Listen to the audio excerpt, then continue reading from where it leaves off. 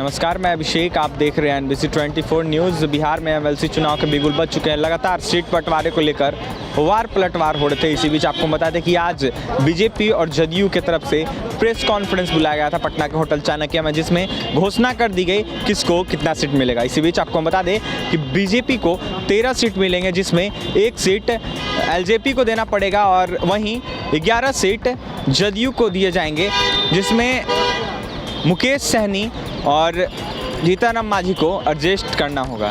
इसी बीच आपको हम बता दें कि अभी कोई कंफर्मेशन नहीं हुआ है किसको कितना सीट मिलेगा, लेकिन ये कंफर्म हो गया है कि 11 सीट जदयू को मिलेगी और 13 सीट बीजेपी को मिलेगी, जिसमें एक सीट एलजेपी को दिया जाएगा। क्या कुछ कह रहे हैं बीजेपी के बिहार के प्रदेश प्रभारी भूपेंद्र यादव, सुने। उपस्थित प्रदेश के उप मुख्यमंत्री माननीय तारकिशोर प्रसाद जी, भारतीय जनता पार्टी के प्रदेश अध्यक्ष सम्माननीय डॉक्टर संजय जायसवाल जी, बिहार के वरिष्ठ नेता और इस सरकार में शिक्षा मंत्री और संसदीय कार्य मंत्री सम्माननीय विजय चौधरी जी, जनता दल यूनाइटेड के हमारे प्रदेश अध्यक्ष सम्माननीय भाई उमेश कुशवाहा जी, पत्रकार बंधुओं, भारतीय जनता पार्टी और जनता दल यूनाइटेड की सरकार विगत 4 विधानसभा चुनाव में लगातार जनता का आशीर्वाद लेकर के बिहार की सेवा में कार्य कर रही है। इस शासन की प्रक्रिया में बिहार की अनेक व्यवस्थाओं में सुधार, सामाजिक सुधार, बिहार के विकास को आगे बढ़ाने के लिए माननीय नीतीश कुमार जी के नेतृत्व में हमारी सरकार पूरी तरीके से प्रतिबद्धता के साथ कार्य करती रही है। दोनों दल आपस में एक दूसरे को सम्मान देते हुए और एक ही मिशन के नाते कि बिहार में सबका साथ सबका विकास के लक्ष्य को आगे बढ़े, लगातार निरंतर विगत 16 वर्षों से माननीय मुख्यमंत्री जी के नेतृत्व में लगे हुए हैं। केंद्र में माननीय प्रधानमंत्री जी श्री नरेंद्र मोदी जी के नेतृत्व और मार्गदर्शन में अनेकों विकास और कल्याणकारी योजनाएं बिहार के लिए विशेष रूप से लागू हुई। आज सुबह भी मैं केंद्र सरकार के श्रम विभाग के द्वारा बने हुए ईएसआईसी के अस्पताल जो और मेडिकल कॉलेज जो बिहटा में स्थापित किया गया और जिसका शीघ्र ही आने वाले समय में उसका उद्घाटन करने गया था और आज उसके उद्घाटन होगा, उसका आज मैं निरीक्षण करने गया था। इस मेडिकल कॉलेज का शीघ्र ही उद्घाटन भी किया जाएगा, एक बड़ा कार्यक्रम किया जाएगा। लेकिन आज उसके निरीक्षण करने के बाद मुझे इस बात की संतुष्टि हुई कि श्रम विभाग द्वारा जो ईएसआईसी का मेडिकल कॉलेज बनाया गया जिसको इस वर्ष से छात्रों के एडमिशन से प्रारंभ किए जाएंगे, उसमें सभी उपकरण एक बहुत अंतर्राष्ट्रीय मानक के हिसाब से लगे हुए हैं। आज हमारी माननीय मुख्यमंत्री श्री नीतीश कुमार जी से वार्ता हुई और आने वाले समय विधान परिषद के चुनाव में दोनों दल मिलकर के चुनाव लड़ेंगे। आने वाले समय में विधान परिषद की 24 सीटों का चुनाव होने वाला है।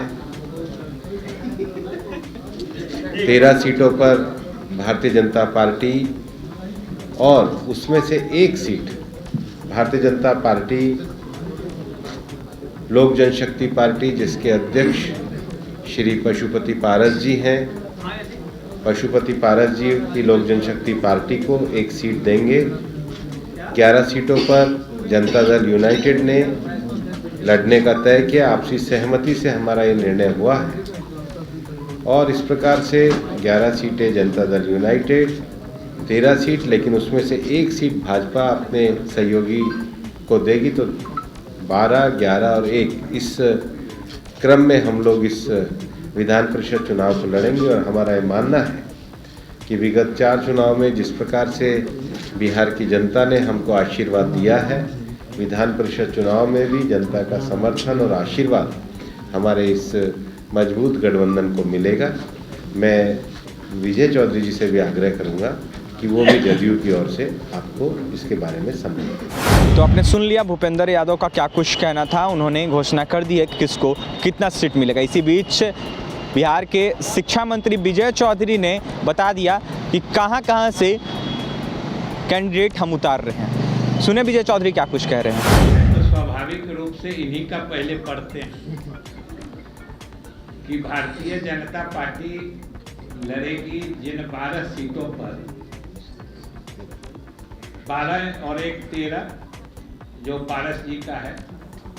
तो भारतीय जनता पार्टी रोहतास पहला, दूसरा औरंगाबाद, तीसरा सारण, चौथा सिवान, पांचवा दरभंगा, छठा पूर्वी चंपारण, सातवां किशनगंज, आठवां कटिहार, 9वां सहरसा, 10वां गोपालगंज, 11वां बेगूसराय, 12वां समस्तीपुर, 13वां वैशाली, जो ये अपने सहयोगी दल पारस जी के लोजपा को दे रहे हैं।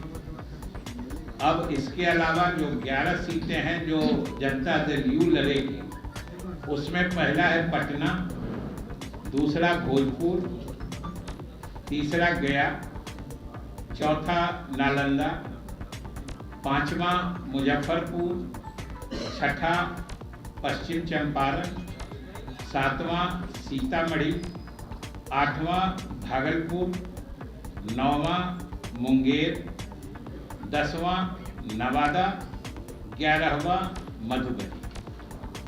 इसलिए ये कंप्लीट जिसको कहते हैं पूर्ण आपसी समझदारी और सहयोग के तहत ये निर्णय हुआ है और हम लोग सब लोग मिलकर लड़ेंगे। और इसके बाद हम अपने सभी सहयोगी दलों को भी विश्वास में लेके पूरी मजबूती से लड़ेंगे और हम समझते हैं कि लगभग सभी सीटें हम लोग जीतेंगे। मुझे पूरी उम्मीद थी कि आप ये प्रश्न पूछिएगा।